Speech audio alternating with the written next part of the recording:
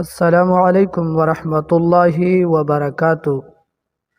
محترم سامعین او ناظرین، زنن تاسو سره په دغه وړوکی شان ویډیو کلیپ کې د حضرت حسن بصری رحمه الله تعالی متعلق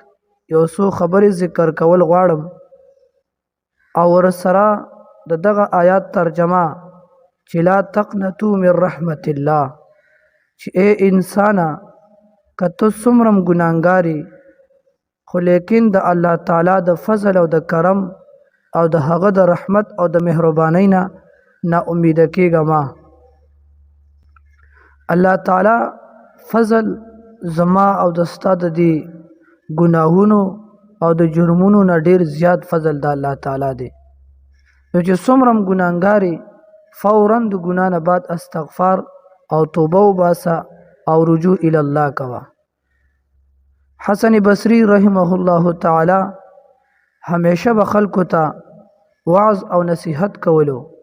خطابت او تقریر به کولو. خلک به ډېر د لرې لرې نه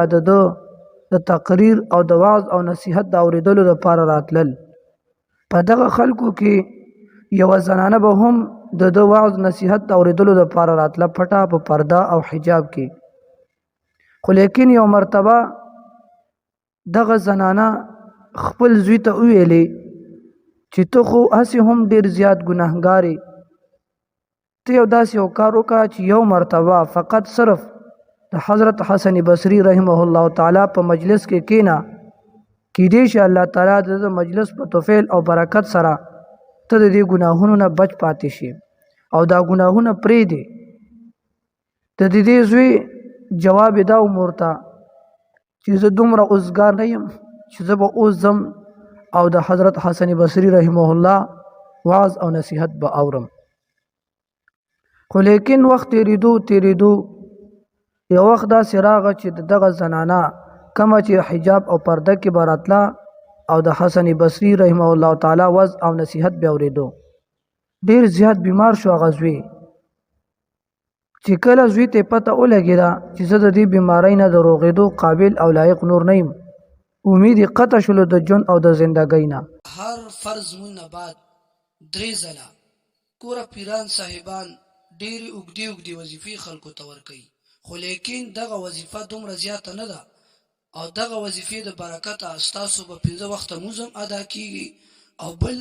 ورسره چې کوم دی د ستاسو دغه وظیفه به مو شي او مسله به مو بالکل حل شي. دغه وظیفه د هر فرض مون نه بعد 3 مرتبه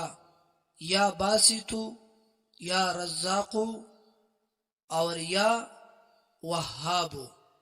نو مور ته ویل چې لاړ شه ما ته حسن بصری رحمه الله تعالی راوله او د ګناهونو نه توبه وباسم او استغفار وایي.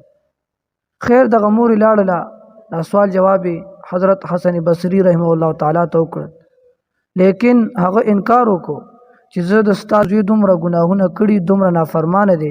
چې د ملاقات کول زیارت کول زه نه غواړم. دا مور چې راغه زوی ته دغه د حسن بصری رحمه الله قول ذکر کو، نو زوی دومره خفه او پریشانه شو چې زه دومره ګناهګار یم چې حضرت حسن بصری رحمه الله د الله تعالی یو بنده دی او هغه زما دومره ناراضه دی چې زما ملاقات او زیارت کول نه غواړي، نو الله به مانه څومره خفه او ناراضه وي.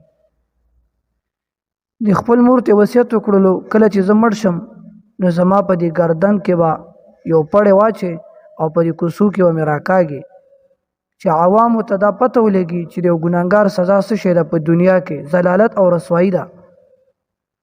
لیکن د ده د مرګ نه بعد مور یې هم د سره همدغه فعل او عمل کولو، خو یو غیبي آواز راغی او وی ویل ای زنانه دا ته څه کوې دی د الله ولی سره. مور حیرانه شوله، نو چې معلومات وشو الله تعالی د بخنه او مغفرت کړی وو، ولی چې په آخره کې د خپل ګناهونو باندې پښیمان او خفه او پریشان او دا کلکه مصمم اراده کړې وه که الله ما ته باقي نور زندگی او ژوند راکړه زه به نور ګناهونه نه کوم. په آخري وخت کې ټول عمر د الله نافرماني وکړله، خو په آخر وخت کې پښیمان او په خپل ګناهونو باندې ستومان، نو الله ورته مغفرت نصیب کو او غیبی आवाज کې ورته وای اے د الله ولی سره تاسو کول غواړي. نو دې د وجه نه موږ او تاسو ټول ګناهګاران یو چې چا نه هم څومره ګناه شوي لږه وي که ډېره نو د الله د رحمت نه ناامیده کېدل نه دي پکار بلکې ګناه کولو نه بعد فوراً استغفار او توبه او رجوع الی الله کول پکار دي